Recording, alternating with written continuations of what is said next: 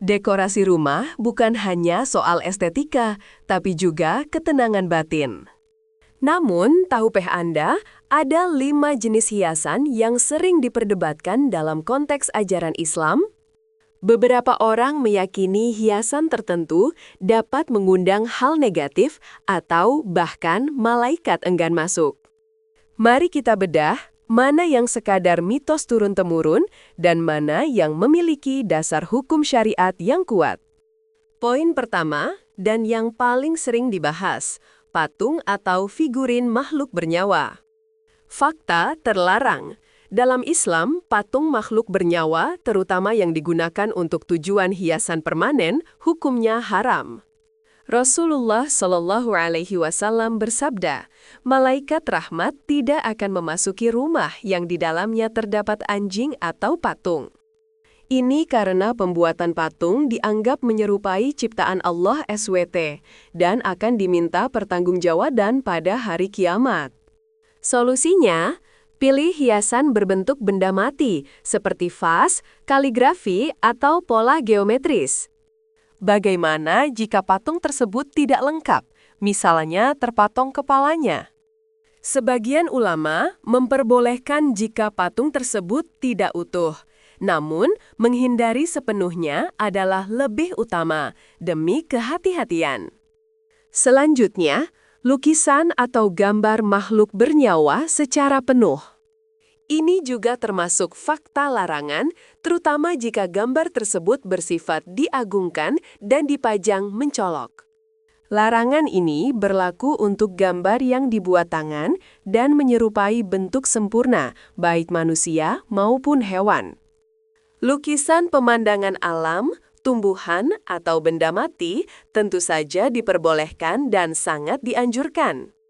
Gambar yang tidak memiliki bayangan seperti hasil cetakan foto lebih longgar hukumnya, terutama jika diletakkan di tempat yang tidak dihormati. Jika gambar tersebut menyerupai makhluk hidup secara sempurna dan dipajang sebagai persembahan seni, hindarilah. Pilihlah seni abstrak atau kaligrafi indah yang menenangkan jiwa sebagai gantinya. Hiasan ketiga, lonceng angin atau genta, wind chimes. Apakah ini fakta dilarang? Sebagian besar adalah mitos yang disalahpahami. Tidak ada dalil sahih yang secara spesifik melarang lonceng angin. Namun, larangan musik dan suara tertentu menjadi dasarnya. Larangan timbul jika lonceng tersebut diyakini memiliki kekuatan spiritual, memanggil jin, atau digunakan dalam ritual kesyirikan. Jika hanya sebagai dekorasi rumah yang mengeluarkan suara menenangkan, hukumnya kembali pada niat dan konten suara yang dihasilkan. Selama tidak mengganggu dan tidak mengandung unsur kesyirikan, ini umumnya diperbolehkan sebagai penghias. Hiasan keempat, boneka atau mainan anak-anak. Bagaimana ini berbeda dengan patung? Ini adalah mitos jika disamakan dengan larangan patung. Ada pengecualian penting dalam konteks permainan. Para ulama sepakat bahwa mainan anak-anak, termasuk boneka, diperbolehkan dalam rangka pendidikan dan permainan. Dalilnya adalah kisah Sayyidah Aisyah RA yang bermain boneka di masa kecilnya dan Nabi Shallallahu Alaihi Wasallam membiarkannya. Kuncinya adalah niat. Boneka mainan berbeda dengan patung yang dipajang untuk diagungkan. Namun, jika boneka tersebut diletakkan sebagai hiasan permanen yang menyerupai patung dewasa, maka hukumnya kembali pada larangan patung.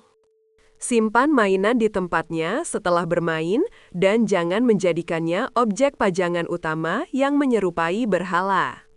Hiasan kelima, yang sering luput dari perhatian, kaligrafi yang mengandung unsur jimat atau khodam. Kaligrafi indah berisi ayat Al-Quran adalah sunnah dan hiasan terbaik. Ini adalah fakta diperbolehkan. Namun, jika kaligrafi tersebut berisi mantra, simbol syirik, atau huruf-huruf tertentu yang diyakini membawa perlindungan gaib, maka hukumnya bisa jatuh pada kesyirikan kecil atau bahkan besar karena mengandalkan perlindungan selain Allah. Ini adalah fakta larangan. Rumah harus dihiasi dengan pengingat akan Allah, bukan perlindungan dari selainnya. Selalu pastikan makna di balik hiasan kaligrafi yang Anda beli. Jangan hanya melihat keindahan rupa hurufnya. Hiasan yang aman adalah kaligrafi ayat Al-Quran, Asmaul Husna, atau hadis yang jelas maknanya. Jadi, dari 5 hiasan yang sering diperdebatkan, kita telah memisahkan antara mitos dan fakta syariat. Patung makhluk bernyawa dan lukisan makhluk bernyawa untuk pajangan adalah fakta terlarang. Sementara lonceng angin dan boneka anak-anak untuk bermain adalah mitos terlarang dan umumnya diperbolehkan. Dan yang paling berbahaya adalah hiasan yang secara terang-terangan mengandung unsur syirik atau jimat. Intinya, rumah yang diberkahi adalah rumah yang dihiasi dengan niat tulus, jauh dari kesyirikan, dan penuh dengan zikir kepada Allah SWT. Bagikan video ini jika bermanfaat dan beritahu kami hiasan apa yang ada di rumah Anda yang sering menjadi perdebatan.